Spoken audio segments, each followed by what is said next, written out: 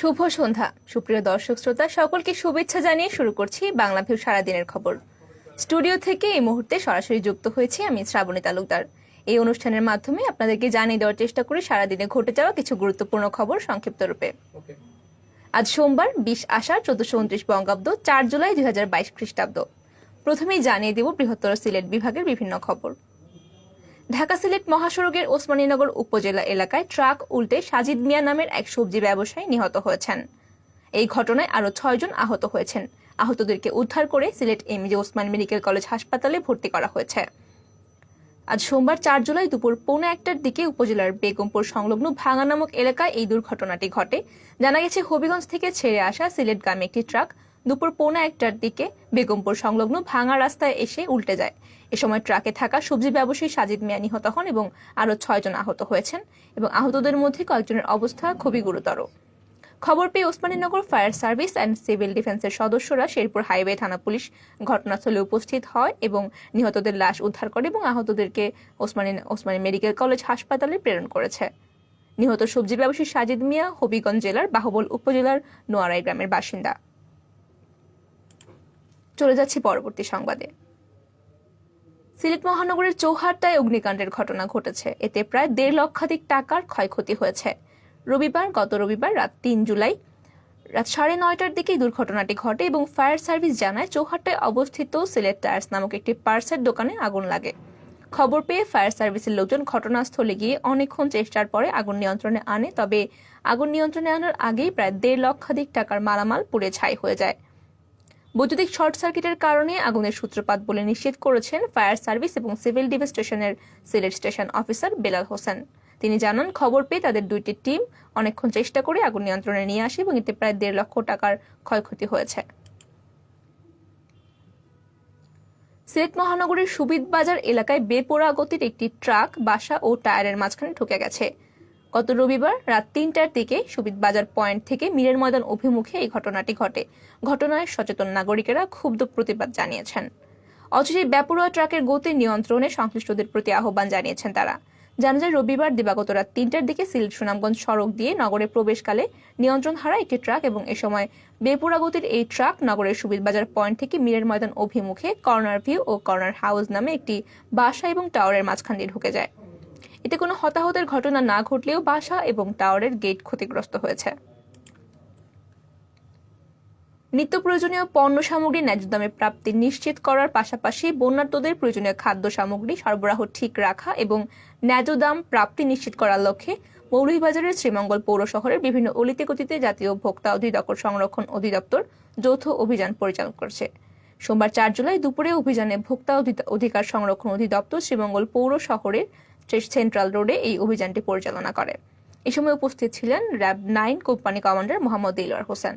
ভোক্তা অভিযানে বন্যার্তদের উদ্দেশ্যে প্রয়োজনীয় পণ্য সামগ্রী অতিরিক্ত দামে বিক্রয় করা, ব্যবসায়ীদের মিথ্যা তথ্য দেওয়া, পাকা ভাউচার সংরক্ষণ না করা, মূল্য তালিকা সংরক্ষণ না করা সহ অন্যান্য নানা অনিয়মের কারণে রনি ট্রেডার্সকে 15,000 টাকা জরিমানা করা হয়েছে এবং সেন্ট্রাল রোডে অবস্থিত প্রতিমা ভান্ডারকে জরিমানা করা হয়েছে আরো 20,000 টাকা।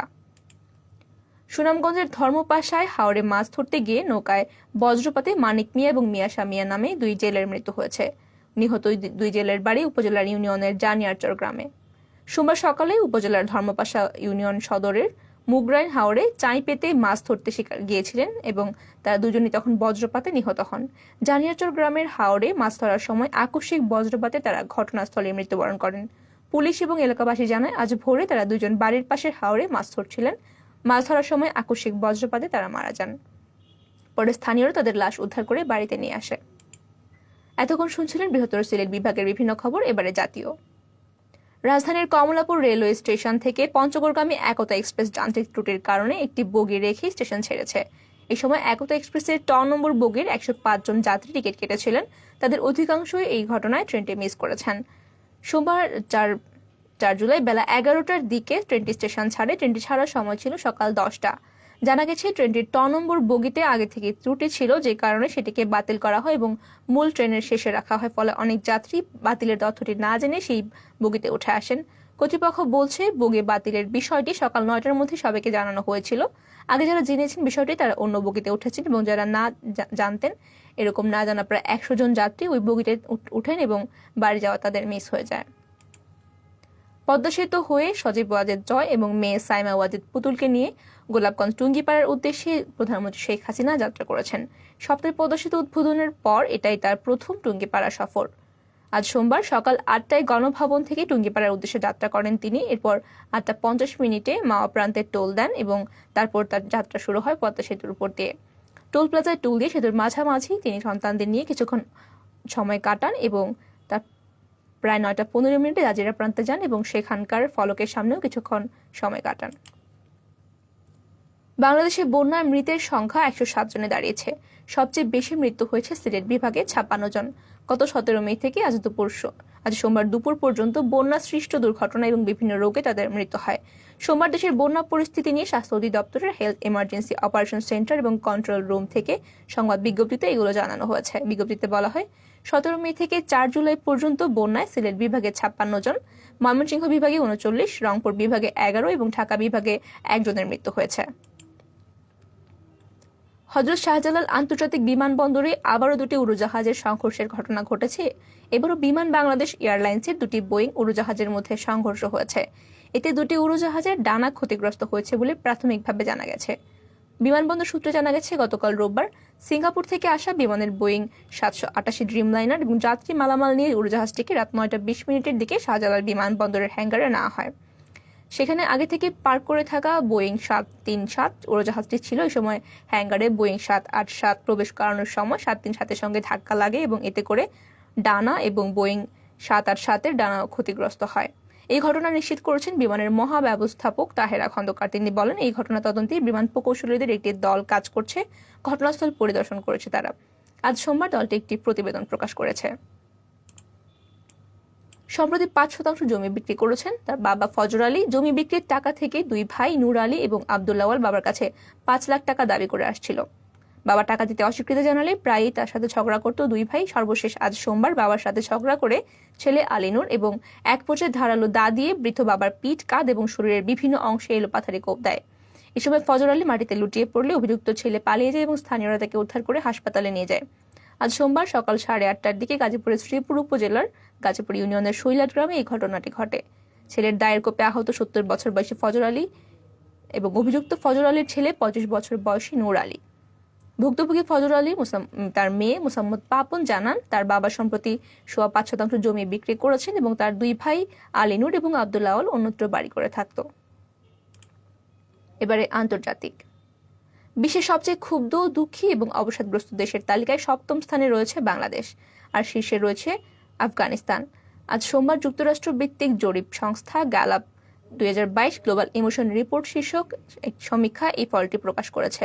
মূলত নেতিবাচক অবজ্ঞতার সূচকে যে দেশের স্কোর যত বেশি, সেই দেশের জনগণ তত বেশি দুঃখী আছে, এভাবে আবেগের মুখোমুখি হয়েছেন। সমীক্ষায় 100 স্কোরের মধ্যে বাংলাদেশের স্কোর 45 আর 59তম স্কোর নিয়ে শীর্ষস্থানে রয়েছে আফগানিস্তান।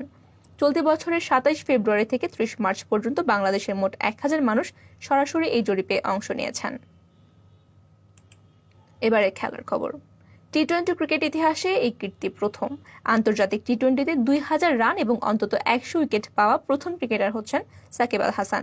তার অপরাজিত অর্ধশতকের পরও বাংলাদেশ ডোমিনিকায় 3 ম্যাচ সিরিজের দ্বিতীয় টি-20তে হেরে গেছে, যার ফলে একমাত্র প্রাপ্তি হয়েছে এই রেকর্ড।